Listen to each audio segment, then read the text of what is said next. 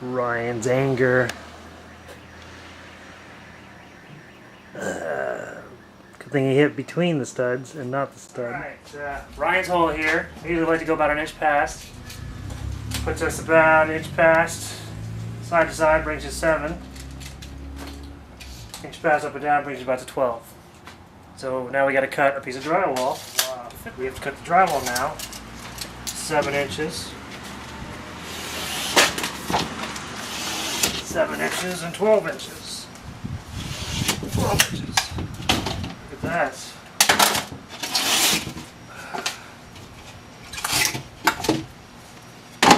There's our replacement piece. Alright, so now we need to know what to cut out. So, we'll take our piece, put it over the hole, outline it, outline it, outline. Oops, oops. Outlined. Real easy. Piece of cake. And we use our keyhole saw and cut the squares.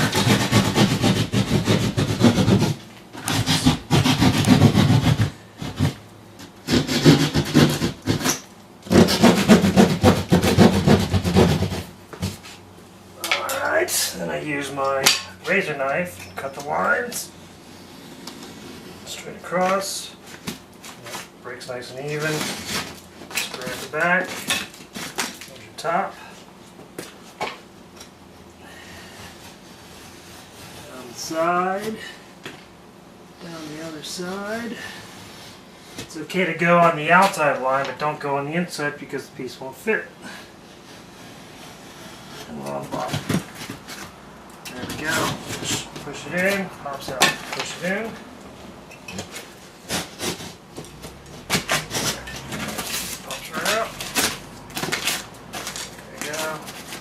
Last one. Okay. Nice and clean. Piece should fit in there now, but we need something to secure it to. So now we have to cut a couple pieces of wood. I usually do probably just one on each side. We measure 12 inches. With the wood, I like to go about 2 inches past. So 2 inches top, 2 inches bottom, that's 4 inches. You're looking at 16 inches. I need 2 16-inch pieces of wood. Here's our 2x4 that we're going to use. We can use either 2x4 or 1x4, but since I have a scrap, I'm going to go ahead and use it. I need 2 16-inch pieces. So I'm going to just mark it roughly around 16. 16, 16 again. And that's extra. That's fine. That'll work. I have this plugged into my power inverter for when I don't have power. I just don't feel like running an extension cord right now. So give it a second to spin. And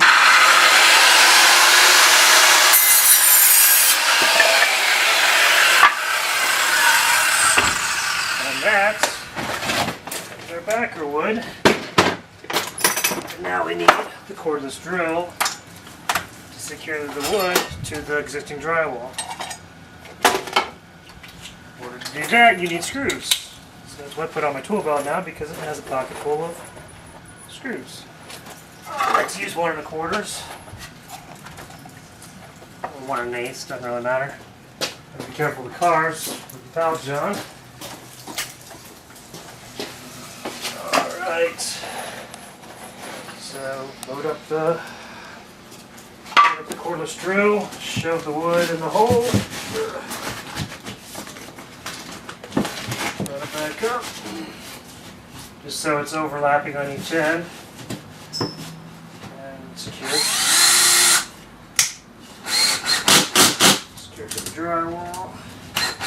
There we go. To the top.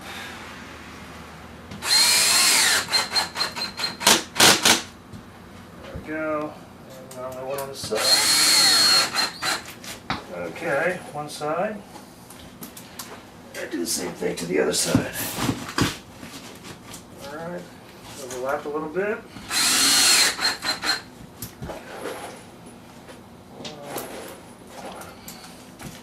One on top.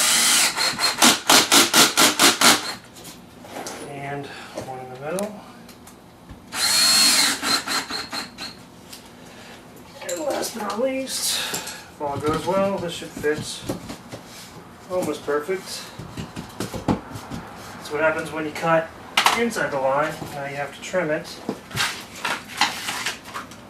And a razor knife. So you just take the razor knife and you trim a little off the front, a little off the back. Still see it's overhanging there, so a little off the back, a little off the front. Yep, look at that, perfect.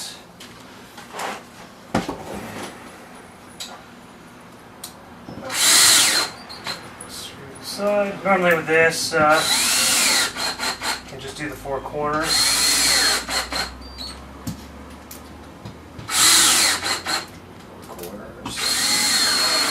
Yeah, if you feel like it, you can put one in the center, but really no reason. Okay. Now, the hole is patched, but it's unfinished. So now we need to tape it with some mesh tape and mix up some mud and cover it up. Alright, time to mesh tape it. Good thing about the mesh tape is it has a little sticky backing so it'll stick. So we just put it across the top there, let it go overlap about 1 inch. Across, same thing with the bottom. Stand it out. 1 inch past, straight across. Overlapping. Oops. That wasn't supposed to happen. So, there we go. I don't like to overlap the tape because it sticks out. So I start it right where the other one stops. Same thing there. And the other side. This helps strengthen the joint, keeps it from cracking. Any loose pieces of thread, it's best to pull those off now because they always come up when you mud it. They always come up to the top of the mud. Okay, here we go. I went ahead, I used powdered mud. I used a 5-minute mud. It means you have to mix it up really quick and get it on the wall before it starts hardening up. 5 minutes means you have about 5 minutes before it hardens up. But in this case, it's usually about 10 minutes. It's best to have it mixed up and hardened on the wall in 5 minutes. And you have to wait 10 minutes for it to fully harden. So, I need a mixing knife. I usually like to mix with my 6-inch. Then first coat I usually like to put on with my 10-inch. And the last coat is the 12-inch. Of course, I wipe everything outside of my pants just because it's easy. And it washes off. Have my bucket of water here, we filled up. Usually like to cover the top and just start stabbing it, run it back and forth until it's thoroughly mixed up.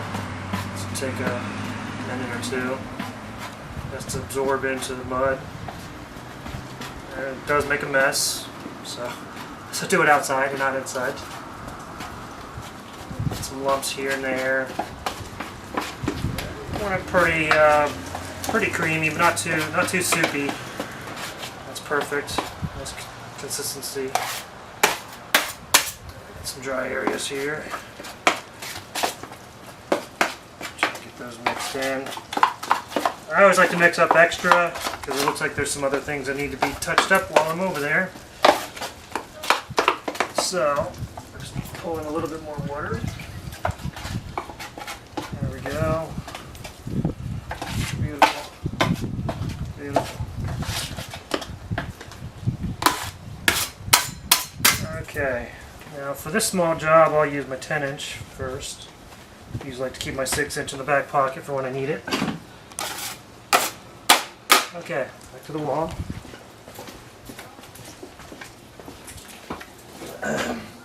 So you just take it and you basically just smear it on the wall. The key is just to keep smearing it in until it's smooth. And hopefully Daddy won't see it.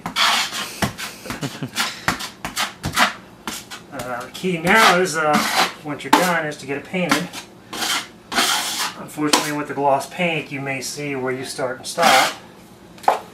But he's also got a big ridge here that I made extra for, so go ahead and fill in, make it look nice. Cover up all the areas. You want to make sure you cover up all the tape all the way around. Some of it doesn't always mix up, so but once you start pushing and smearing, it has a tendency to mix up that.